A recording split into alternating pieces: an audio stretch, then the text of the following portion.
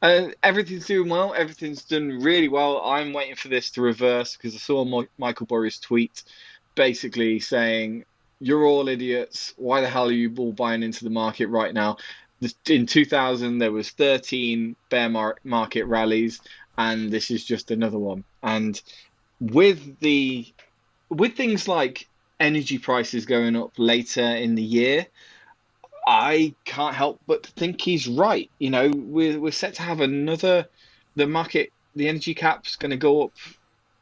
It's £4,000 a year average household bills going to be on gas and electric. This is happening all over the world. Surely this is going to be important, especially for the market in the next couple of months, really. I feel like it can't not be. I'm trying to work out in my head whether I think this just slows down the rate of money going into markets because it got to, surely, or whether it does something worse, which is kind of cause money to come out of markets one way or another. And there's various reasons for thinking it might do one or the other. I'm particularly interested in the kind of retail side, though. I think institutional money has been making its way out for a little bit as various people kind of talk a bearish game one way or another. But I would be interested to, yeah, I take your point. I think a general squeeze on stuff like energy prices can't be good for businesses and can't be that good for markets either. Well, actually, I shared something on Instagram the other day. You just in my head just made me look it up now, and it was two boxes, both describing the signs of a top and the signs of a bottom. And the top signs are everything that we had in the past 2 years. Loads of IPOs, loads of money flowing in, idiots on YouTube talking about random stocks, ridiculously high multiples. So that's we knew there was a top coming, and in hindsight it was pretty obvious, right? Some Burrow was right there. But now we've got the bottom. So we're looking for where the bottom is. And on the bottom, we've got no mergers or acquisitions. Well, that is actually still happening. We've got Amazon buying Roomba or iRobot, and we've got Microsoft still buying Activision. So there are some mergers and acquisitions still happening. So that's bad. IPOs, I haven't seen any IPOs, so that might still be a sign of the bottom. Low multiples, I don't think multiples are as low as they could be. Not in a sign of capitulation, anyway. What do you think of those sorts of things as a sign of the bottom? Well, there has to be a driver for it, doesn't there? I think the market's looking for a reason to go lower, but it's not really being presented with it at the moment. I think Burry is right when he says that earnings compression is what we're expecting to see next. If people's money is being not spent on on the things that they buy, and it is being spent on their energy bill, that's going to drain revenue and earnings from the companies that we all back in the market. So that's where I think the earnings compression is going to come from. But so far, Burry called it the last hurrah. Whether you think it's the last hurrah or not, there's been no reason. All of the big companies that we thought would do pretty poorly at the beginning of earnings season have done pretty well. So there's been no reason to take the money out, but the market is forward looking, and at any point it could decide that this is enough, and it could start to withdraw everything away. I was looking at the Cornwall study, and they reckon that we're going to be spending on average about £508 a month on energy in January. So it goes up in October, and then it will go up again in January. Paul and I have discussed the merits before of potentially cashing in a portfolio to buy your house or to finish off paying your mortgage, but I never ever thought I'd have to be doing it to pay off my gas bill. What about you guys? This is the problem.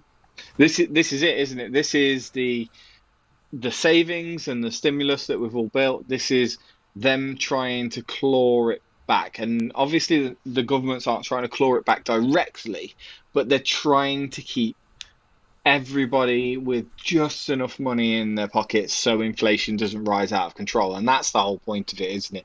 It's finding ways to remove excess savings and remove excess cash from people who don't deserve it. I know that's a horrible way of saying it, and that includes me. I probably don't deserve it as much as, say, CEOs of companies do, or at least in their eyes. And I think this is one of the ways that they're going to do it. And Gas prices again were exactly the same thing, even though they're quite in flux at the moment. What do you think? Do you think there's a way out of this? Do you think there's a way of beating the system, as it were?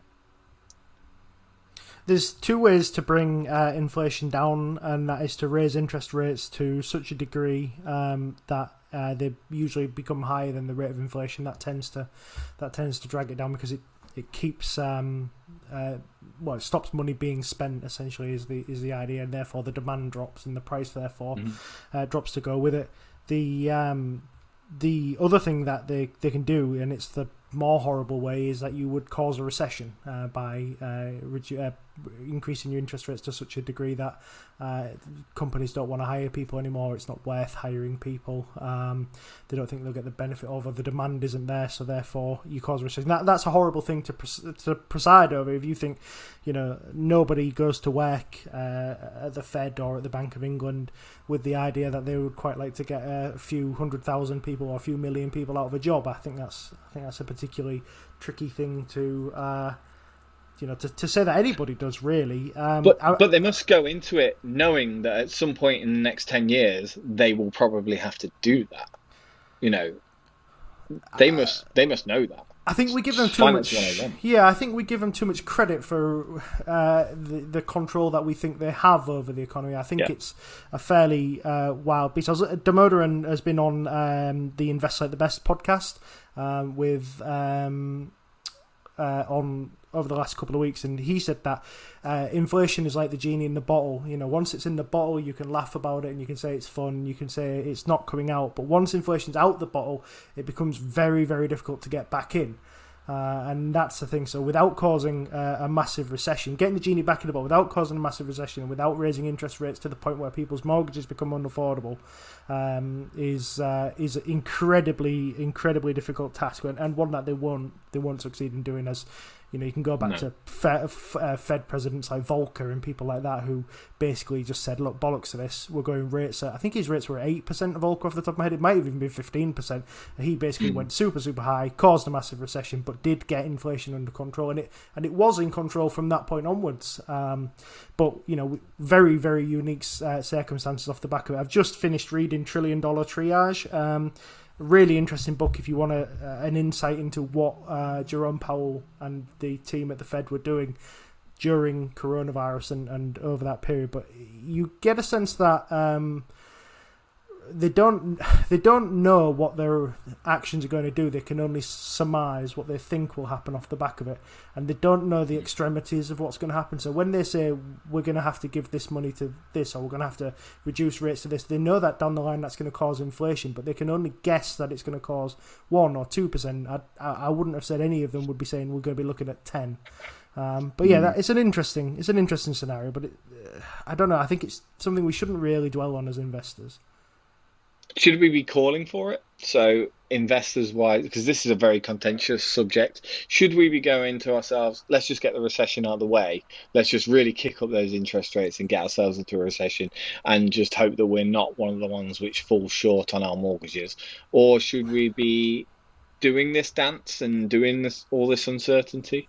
You've got to be careful because you can't ignore the political aspect of it. So Biden is coming up for re-election. The last thing he'll want is an absolutely huge recession, inflation, and a wild Fed on his watch. So there is an element of, the Fed have to, even though they say they don't, they have to play a little bit of politics, and the Bank of England do too.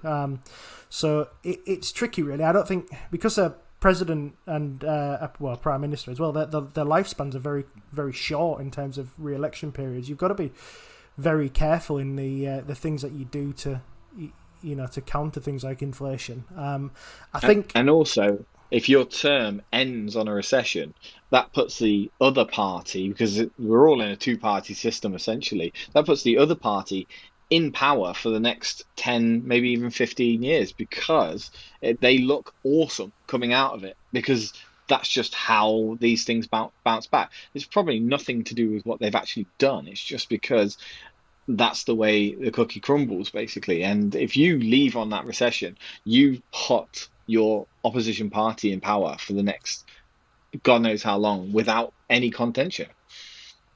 The problem we have now is that we have people like Liz Truss, who's arguably about to go into power, who's talking about reforms on the Bank of England and having more political power and a less independent Bank of England.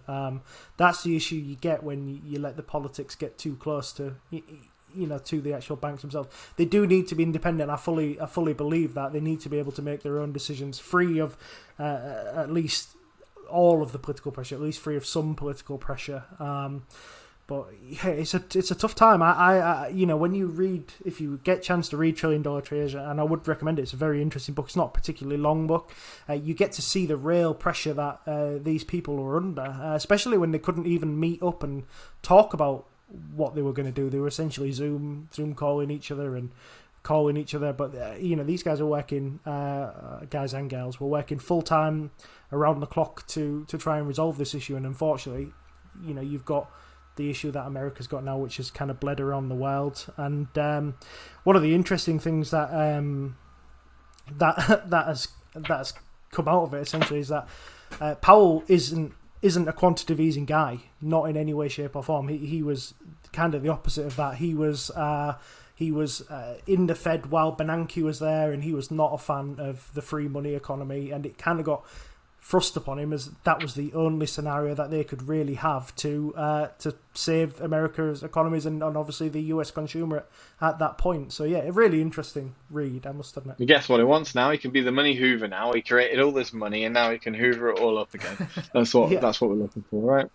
Yeah. Just getting back to the original point, which was like signs of the bottom. The last four on this list are very interesting to me. So the signs of the bottom: credit only available to high quality borrowers. Investors are cautious or out of the market.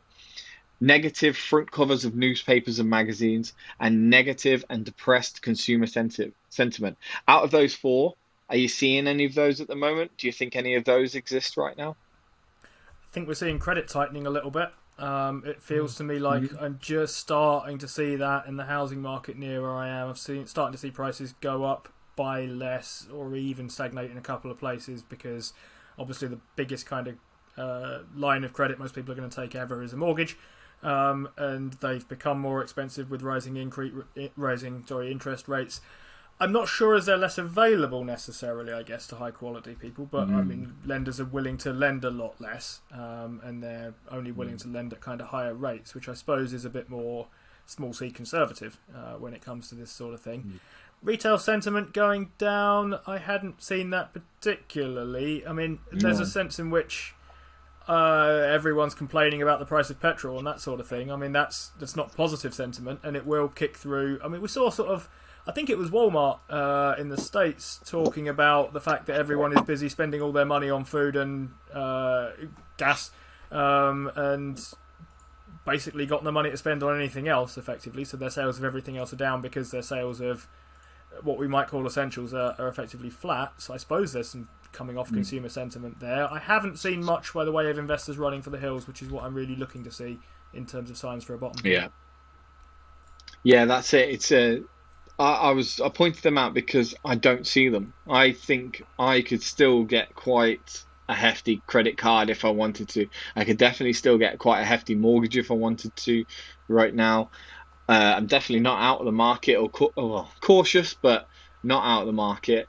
And negative front covers of newspapers. All I see is CNBC and YouTube with the negativeness. I don't see it on the front cover of BBC or anything else just yet. So these things, and of course, no, I don't think there's a depressed consumer sentiment. You've been out partying for your birthday at swanky hotels and restaurants. So no, I know you were, but it's still, it's not there, is it? None of that is there, which is a very scary sign to me that there's more to come, and I just want to hold on to my money, basically. I think it's been a temporary reprieve, though. I think we have had some pretty, we're only a month into what has been a decent period. There was a period before this where everything was doom and gloom, and Jeremy Grantham was being wheeled out to say more things, and Michael Burry was having a field day because his predictions were coming right. And then we've just had this little reprieve where, all of a sudden the markets have turned happy again. But there's a lot of signs on there that we're not in. False, isn't it? Yeah, there's a lot of signs that we're not in the bull, and there's a lot of signs that we're not in the bear. So, it's not my job to guess these things, and I think it'd be stupid of me to do so. I think this is the same thing when we were in the bull market, same thing we're in the bear market. You just got to look for good companies at good prices and buy them.